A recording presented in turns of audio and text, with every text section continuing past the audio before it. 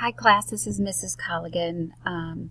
Your job today for your activity after you're due now is to work in a group of 2 to 4, and you're going to cut out the vocabulary words, they're in bold, and cut out the definition to them, and then mix them all up on the table, and then try to put them back in their specific and proper order by talking about it and trying to figure out what's correct.